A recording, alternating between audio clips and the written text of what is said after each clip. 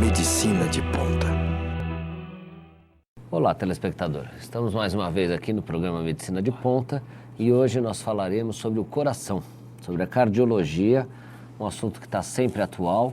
E eu tenho a honra de estar entrevistando o professor doutor Martino Martinelli Filho, ele que é professor livre e docente da Faculdade de Medicina da Universidade de São Paulo e um dos diretores do IMOC, que é o Instituto de Moléstias Cardiovasculares do Hospital Oswaldo Cruz. Lá dentro, então, eles têm um centro de cardiologia do Hospital Oswaldo Cruz e o Dr. Martino é um dos responsáveis lá desse centro de cardiologia do Oswaldo Cruz.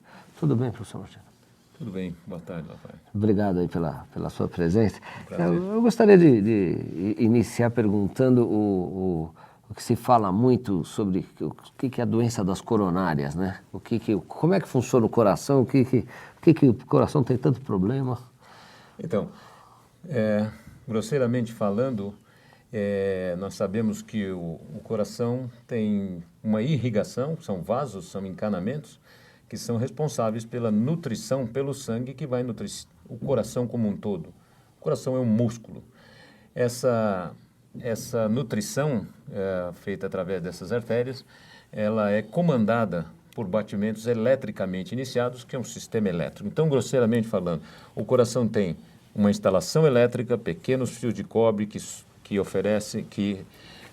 são submetidos a estímulos constantes por um marcapasso natural e um encanamento, quer dizer, um sistema de irrigação através dos quais o coração, o músculo, recebe o sangue. Isso é feito, essas artérias, esse encanamento é chamado artérias coronárias. A doença dessas artérias, em geral por processos ateroscleróticos, por processo de aterosclerose, como ocorre em qualquer outra artéria do corpo, é chamada doença arterial coronariana. E essa doença coronariana, basicamente, só tem um tipo, ela dá o espasmo, fechar a luz do vaso, é isso? Exatamente. Por um processo fisiopatológico que acaba determinando com que a luz do vaso, o interior do vaso, cresça para dentro, nós temos o que se caracteriza doença obstrutiva. E esse processo é o processo aterosclerótico puro. A partir desse processo aterosclerótico puro, por um processo degenerativo, pode-se romper uma placa de gordura e em seguida se formar um coágulo, está constatado o quadro mais grave, o quadro mais temido, que é o quadro de infarto agudo. Essa caracteriza a forma obstrutiva pura da doença coronariana. Existem as formas não obstrutivas, ou seja, não há doença no interior do vaso, não há aterosclerose, um espasmo de uma coronária por motivos de uma dessas artérias, por motivos diversos, ou um trajeto anormal dela por dentro do músculo, que é chamada ponte miocárdica, ou uma espessura do músculo muito hipertrofiado, tudo isso caracteriza uma outra forma de doença coronariana, que é a não obstrutiva, ou seja, aquela que não está envolvido o processo de obstrução, o processo de aterosclerose, ou, mais grosseiramente falando, o processo de acúmulo de gordura dentro do vaso. E existe diferença na sintomatologia? O que a pessoa que tem essa doença, ela sente, ou senão, quando que ela deve procurar ajuda, ou pelo menos para saber se tem? O que existe hoje em dia? A forma mais fácil de identificar essas duas situações é pela característica da manifestação clínica, e essa é a dor precordial, dor do peito. Classicamente, a angina de peito é aquela que envolve um processo obstrutivo, o processo de doença do interior do vaso provocando obstrução por acúmulo de gordura. Como se caracteriza? É uma dor em aperto, que pode ser irradiada para os braços, mais comumente, ela pode, em geral, ter a sensação de opressão e, às vezes, mal definida, mas que caracteristicamente se expressa e aumenta à medida que você faz um exercício. Portanto, a angina de peito tem uma característica muito típica. Você faz o exercício, ela se inicia, aumenta, você para, ela melhora, como se fosse uma claudicação qualquer de um vaso periférico. Essa é tipicamente a angina de peito. Então, quando outros tipos de dores precordiais ocorrem e não têm essas características, nós chamamos de dor precordial atípica. E essa vem junto com as formas em geral, com as formas não obstrutivas. Ela não tem uma característica que possa determinar que o interior do vaso está obstruído e à medida que nós fazemos exercício, as exigências de sangue para esse músculo cardíaco sejam maiores, você para, diminui as exigências, a dor cede. Esse processo de pior a melhor é tipicamente a dor precordial. Então, para quem quer um guia clássico de como ele deve valorizar a dor, é angina de peito, dor precordial, opressão com irradiação para os braços ou para o pescoço, quando está caminhando, subindo um morro, subindo uma escada, fazendo um esforço maior, ele para, melhora, ele continua um pouquinho, piora. Essa é tipicamente uma dor coronariana, uma dor de um comprometimento das artérias, portanto o indivíduo imediatamente deve tomar as providências, fazer contato com o médico, com o serviço de saúde para poder esclarecer o diagnóstico. E normalmente para o esclarecimento diagnóstico, só um eletrocardiograma basta? O que na sua prática diária, o que você... O eletrocardiograma é o começo. O eletro de repouso, como nós chamamos, é o começo. Ele pode identificar um quadro de isquemia, falta de oxigenação no músculo, e levar o indivíduo a um procedimento mais invasivo imediatamente. Então, se nós considerarmos os casos extremos em que as artérias estão muito comprometidas, um eletrocardiograma, mesmo fora da dor, fora da crise de angina, ele pode identificar o portador de uma doença coronariana. Daí, como se faz? Aí se vai para uma situação mais invasiva. O que é isso? O próximo passo, no caso de se identificar no eletro de repouso, é o cateterismo. O cateterismo, por quê? Porque se eu tipicamente tenho uma dor que piora com esforço, ela se iniciou recentemente e tem uma alteração importante no eletro, eu não vou submeter esse indivíduo a um esforço, porque eu tenho o risco de provocar um infarto durante o esforço. Eu já tenho a expressão. Essa é uma confusão que se faz frequentemente.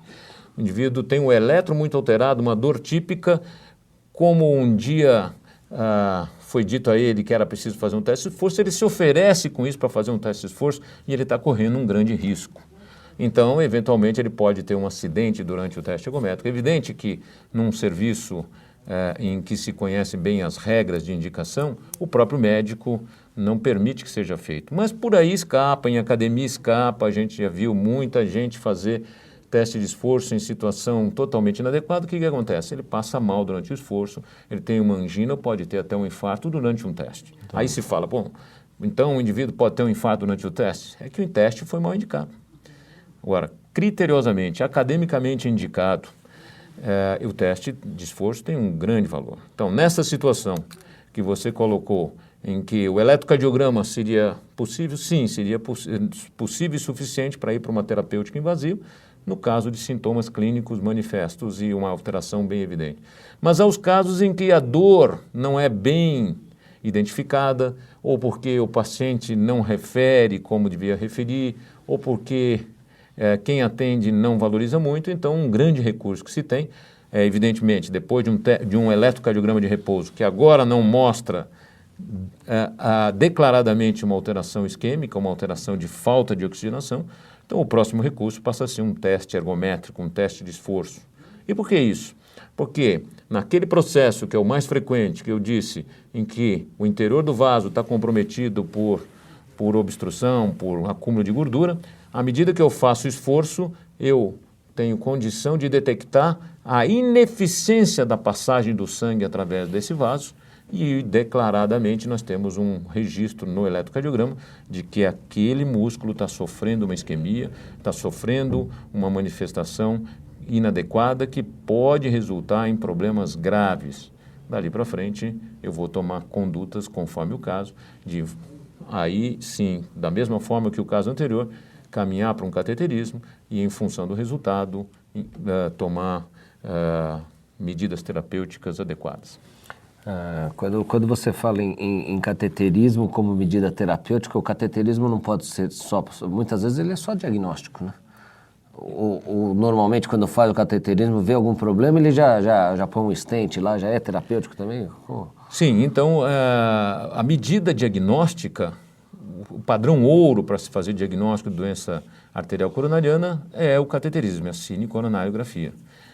Evidentemente que no momento em que o especialista na área, o hemodinamicista, como nós dizemos, identifica uma lesão que possa ser tecnicamente tratada, no mesmo episódio, ele utiliza-se de um outro catéter, um catéter balão, que ao ser localizado exatamente na posição onde existe a oclusão, ele provoca a dilatação da artéria, que nada mais é do que o esmagamento daquela placa de gordura contra as paredes, e em seguida ele coloca um stent, uma molinha, um bobzinho que é solto lá dentro, ele se expande depois de localizado e ele vai fazer uma compressão contra as paredes, fazendo com que aquela lesão seja muitas vezes imperceptível numa próxima injeção de contraste.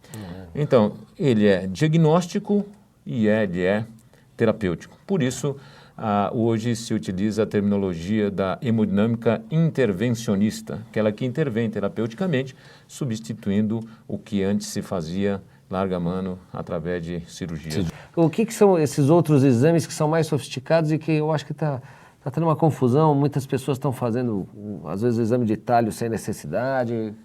O que existe aí? O que existe é o seguinte, quando nós partimos do eletro de repouso para o eletro de esforço, nós fazemos diagnóstico em 60%, 70% dos casos. Entretanto, alguns casos duvidosos, e essa é a primeira situação, é um teste de esforço convencional positivo. Aí você quer confirmar a positividade ou quer excluir esse exame positivo e torná-lo falso positivo. O que é isso? É um exame que eletricamente dá alterações, mas não significa isquemia. Qual é a melhor maneira que eu tenho, de forma não invasiva, para esclarecer se esse caso se trata de uma isquemia ou não? É fazer exames de esforço em que se injeta radiofármaco. Para a isquemia, o 6-metoxi-isobutil-isonitrila, que é o famoso MIB, que identifica se realmente, com muito mais sensibilidade e especificidade do que o teste de repouso, o teste de esforço convencional, se há isquemia, se há células nesse músculo cardíaco que estão sofrendo com a falta de oxigenação por um processo obstrutivo. Durante o esforço ou no pico de esforço é injetado esse radiofármaco, depois um tomógrafo é capaz de identificar as zonas de captação e não captação, a zona de não captação significa isquemia. Isso é o que mais comumente se pede depois de um teste de esforço convencional para esclarecimento de resultados duvidosos ou para aumentar a sensibilidade do teste anterior. Bem, a outra possibilidade é usar o teste de talho, e há muita confusão nisso, que hoje se pede indiscriminadamente talho ou MIB. A gente percebe que o pessoal que é especialista na área acaba ficando de saia justa e muitas vezes toma atitudes contra aquilo que o médico determinou, numa situação constrangedora diante do paciente, porque muda o rumo do exame.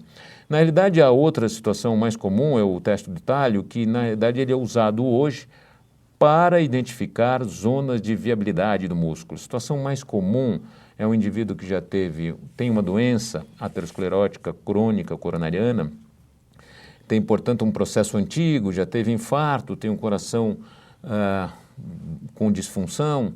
O que se quer saber é se dentro dessa alteração toda anatômica e dessa alteração estrutural, morfológica, se há zonas, se há locais do músculo que poderiam ser beneficiados com uma possível revascularização, seja ela pela angioplastia ou um stent, seja ela pela cirurgia, pela revascularização miocárdica a céu aberto, pelas pontes safena e mamárias. E esse estudo, também o radiofármaco, ele vai definir zonas de fibrose com zonas viáveis, desde que possa-se aumentar o aporte de oxigenação através do aumento do fluxo coronariano. Portanto, é importante fazer essa distinção, porque muitas vezes ao se pedir um exame simplesmente, indiscriminadamente, para uma ou outra situação, pode-se não atingir o sucesso diagnóstico que se espera. Mas são exames de alta fidedignidade, né? Eles ficam bem mais próximos do padrão ouro, que é o cateterismo. Eles desmascaram. Quer ver uma outra situação muito comum? é quando você tem um teste em mulheres com hipertrofia miocárdica, frequentemente o teste é positivo e num simples exame, ou num exame não tão simples assim, mas não invasivo como o teste do MIB, você consegue descartar, se livrar e dizer ao seu paciente, olha, você não vai precisar fazer o cateterismo. É um momento de alívio para o médico, para o paciente, porque ele para por ali e passa a ser considerado um não coronariano. Quer dizer, em poucas horas depois de iniciar um processo de avaliação não invasivo, você pode dizer para o seu paciente, olha, você não tem doença coronariana, você não tem angina, você não tem infarto, sem precisar avançar mais em procedimentos mais invasivos. E um exame desse, fazendo-se um exame desse, existe algum risco também de reação, alguma coisa? Esses radiofármacos? Não, isso vale como nós dissemos para os testes sem radiofármacos. É uma situação que ela não acrescenta risco absolutamente pela presença do radiofármaco, que não provoca reações. E isso é bom que se diga, porque quando a gente fala é um contraste, na realidade não é um contraste, é um radiofármaco que tem uma outra propriedade, porque quando as pessoas ouvem falar em contraste, elas pensam no iodo, e o iodo, um dia ela foi alérgica a um xarope que tinha iodo, então ela não quer fazer o exame. Você gasta um tempo e é preciso explicar que não tem nada a ver com o clássico iodo que se usa para contrastar esôfago, para contrastar aparelho digestivo, e na verdade é um exame de medicina nuclear que, via de regra, não provoca reações clínicas e isso não aumenta o risco do exame absolutamente. Tá bom. Bom, doutor Martino Martinelli, nós vamos deixar para o próximo programa para conversar sobre as arritmias e morte súbita, que realmente o assunto é extenso, é fascinante, realmente tem muita coisa aí de coração, mas espero que em breve o senhor retorne aqui para que a gente continue esse Será um assunto. prazer, estou aguardando um chamamento. Você querendo saber mais informações ou enviar suas dúvidas, entre no site do Oswaldo Cruz, que é www.haoc.com.br, e mande suas perguntas. O Dr. Martino Martinelli Filho estará à disposição também para responder. Muito obrigado aí pela presença, viu? Eu que agradeço. Muito obrigado.